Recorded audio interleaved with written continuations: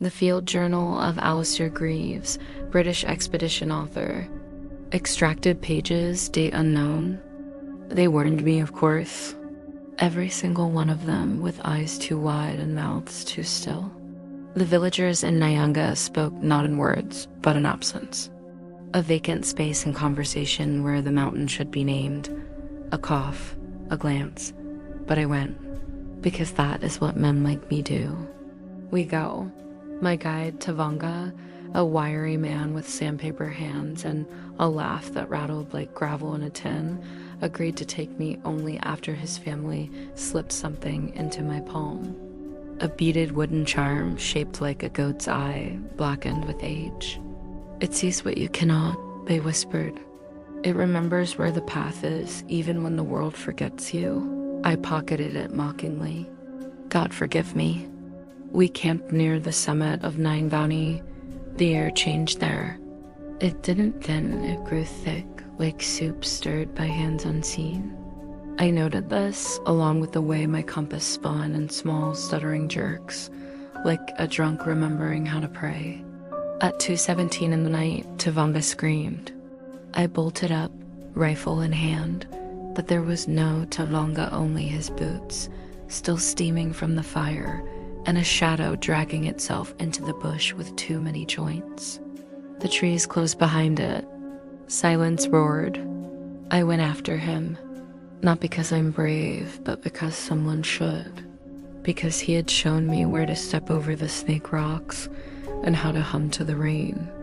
The trees got taller. Wrong. Not the trees, the space between them. Somewhere in the mist, a sound began like a violin played backward through a scream, punctuated by whispers in a language that folded over itself like origami. I found Tavanga's necklace wrapped around a root growing from the sky. I don't know how long I walked. I only know I left. Not the mountain. The world. Things were inside out. Time curved. I saw my own footsteps approaching me. I tried to turn back, but my limbs felt distant, as if my body and I had come to an agreement we both regretted. I saw Tavanga, or a version of him. He had no eyes. Just two stones pressed into his sockets and a mouth that opened vertically like a paper slit. He wept black mist.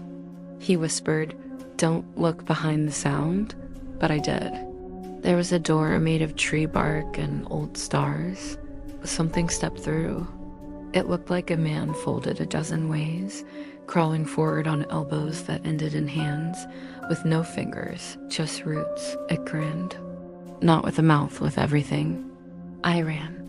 The charm burned like fire in my shirt pocket. It pulsed. I could feel it spin. The whispers got louder. They called me by name, not my full name, just how I say it in my head when I'm ashamed of myself. I flung the charm into the air, and it exploded with light. A shape burst open above me like a gate or a wound, and I fell. Not down, back. They found me naked, 10 miles from where I last slept. I spoke in clicks and growls for 2 days. When I regained language, I asked for Tavanga. They said he never existed. But his wife found me. She asked only one question: did he cross? I didn't answer. I couldn't. She pressed another charm into my hand. But this time, I wept. I never published the book. I don't go outside after dusk. And sometimes, when the wind scratches at the corners of my house, I can still hear Tavanga's voice warning me of the mountain which swallows people whole.